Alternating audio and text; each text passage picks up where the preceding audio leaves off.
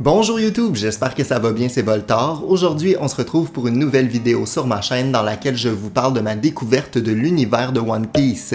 J'ai découvert tout ça grâce à la série Netflix qui est sortie récemment, puis par la suite j'ai écouté environ 45 épisodes de l'animé afin de faire un comparatif entre le live action et l'animé. Sachez que somme toute, dans les deux cas, j'ai adoré l'univers, les personnages, c'est vraiment un gros coup de cœur et je souhaite continuer l'animé un peu plus longtemps, mais pour l'instant, j'ai écouté l'équivalent de la saison 1 Netflix, qui est environ à peu près ça, 45 épisodes. N'hésitez pas d'ailleurs à me mentionner en commentaire si vous avez bien aimé l'adaptation Netflix, parce que ça va être assez intéressant de comparer quelqu'un qui connaissait l'animé auparavant, parce que personnellement, j'ai découvert l'animé après avoir regardé la série Netflix, et j'ai l'impression que mon opinion aurait pu être différente si j'avais fait l'inverse. Sans plus tarder, on regarde en fait ce que j'ai préféré de l'animé versus série Netflix, c'est parti. Le premier élément que je voulais mentionner concerne en fait les transitions entre les actions qui se déroulent dans l'histoire. Dans l'animé, j'ai trouvé que ça se faisait de façon plus fluide, puisque dans celui-ci, on vient teaser l'arrivée des prochains antagonistes et des prochains personnages de manière plus claire selon moi. Par exemple, l'arrivée de Buggy dans la série Netflix, c'est quand même fait de manière hasardeuse, donc nos héros vont croiser son chemin à un moment donné, tandis que dans l'animé, c'est celui-ci qui a volé la carte aux marines. Donc ça justifie un peu le fait que nos héros croisent son chemin de manière plus fluide dans l'histoire selon moi. Bref, c'est l'animé qui gagne pour ce point-là, mais vous allez voir plus tard dans la vidéo que Netflix a des longueurs d'avance sur certains points aussi. Deuxième point, on se retrouve avec un Luffy qui est selon moi assez différent dans les deux adaptations. Dans la série animée, on a un Luffy qui est beaucoup plus paresseux, beaucoup plus endormi par moments. On le retrouve donc dans certaines séquences où celui-ci s'endort durant des combats vraiment importants. J'ai trouvé ça parfois choquant de voir un capitaine d'un navire et d'un équipage s'endormir dans des moments clés de l'histoire.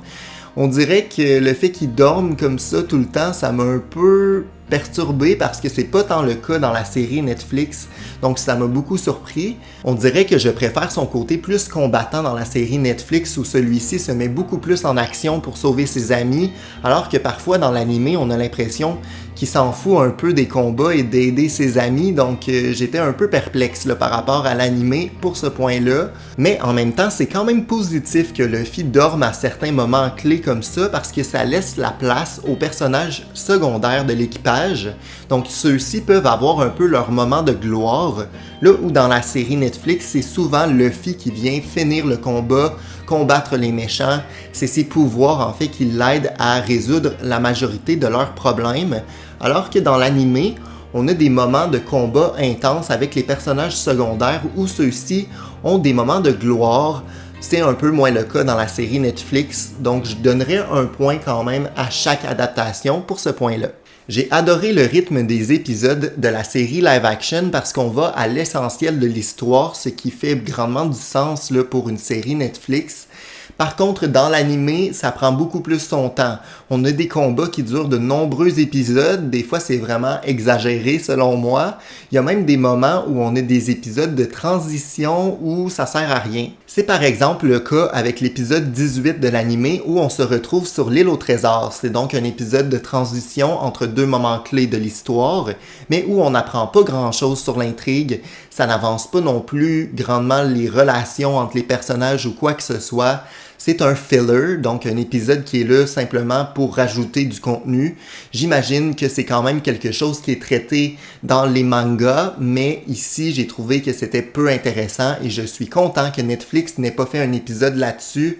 C'était un peu trop inutile à mon goût, mais bon, ça reste mon opinion. Un élément sur lequel l'animé, selon moi, est une masterpiece, c'est son côté beaucoup plus violent, beaucoup plus sanglant par moments, où on voit toutes sortes d'événements, de combats assez fous, assez épiques, là où dans la série Netflix, c'était un peu moins le cas. On sent que Netflix s'est vraiment concentré pour rendre toute la série un peu plus grand public, et c'est correct, mais l'animé en tant que tel est très sanglant, on a des scènes très exagérées, des combats très longs, mais aussi très marquants. Donc j'ai trouvé que ce côté-là pour la série animée, c'était vraiment mieux.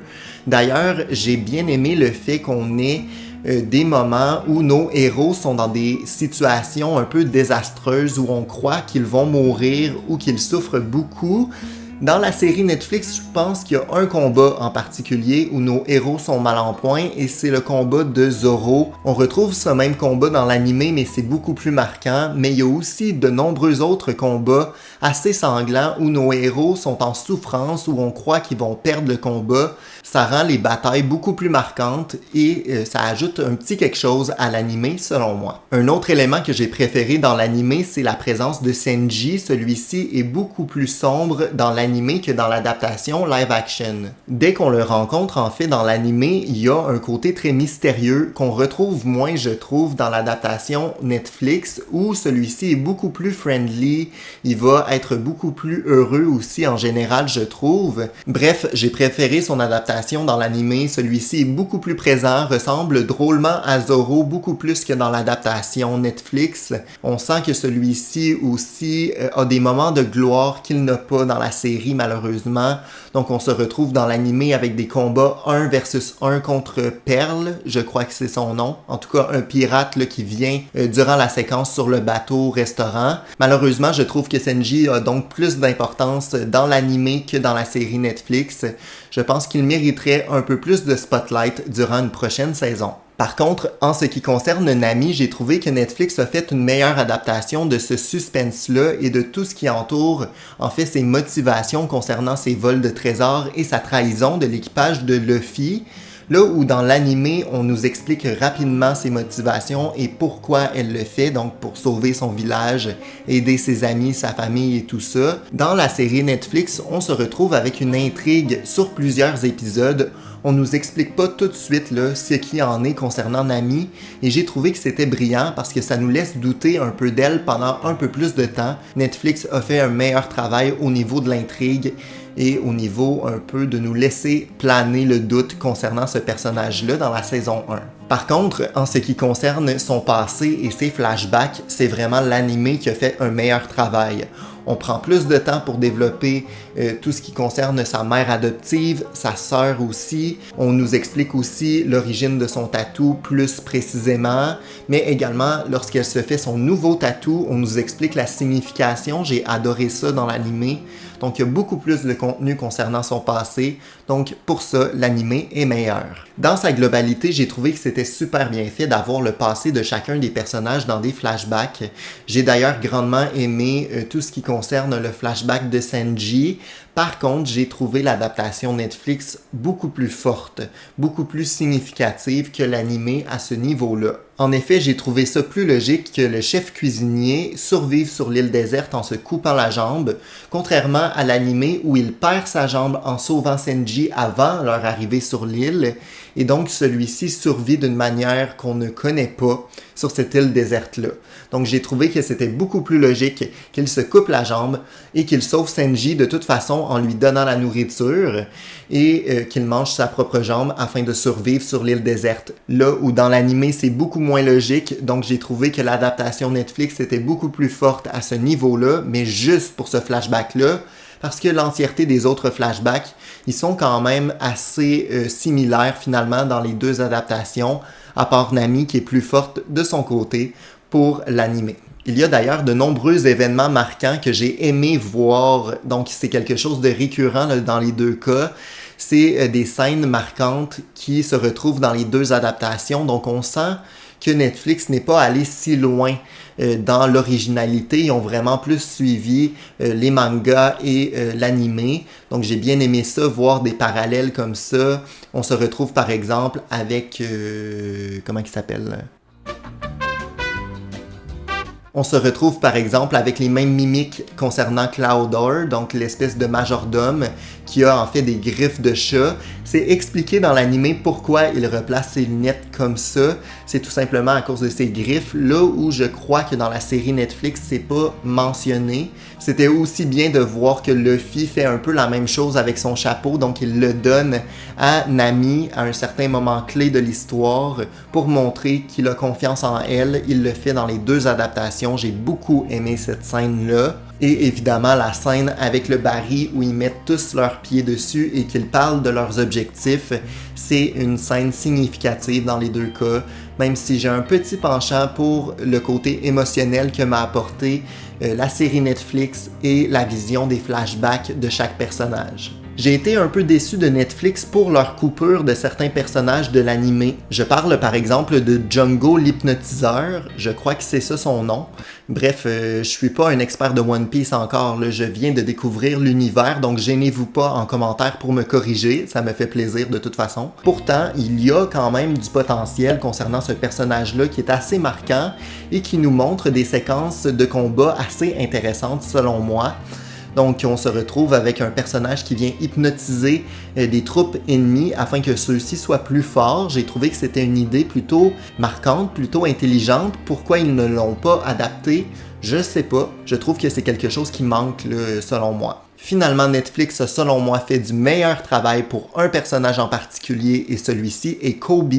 Alors que dans l'animé, Kobe, on le voit seulement au début. Pour l'instant, spoilez-moi pas, je suis convaincu qu'il va revenir, mais là où je suis, on l'a pas revu depuis les premiers épisodes. Donc, ça m'a manqué de pas voir l'évolution de Kobe à travers toute la saison. Contrairement à Netflix, là où son personnage évolue grandement, on a une notion un peu d'ennemi, ami avec Luffy, donc c'est assez intéressant de le voir évoluer tout au long de la saison 1. C'est un personnage dont on voit le point de vue à divers moments clés de l'histoire.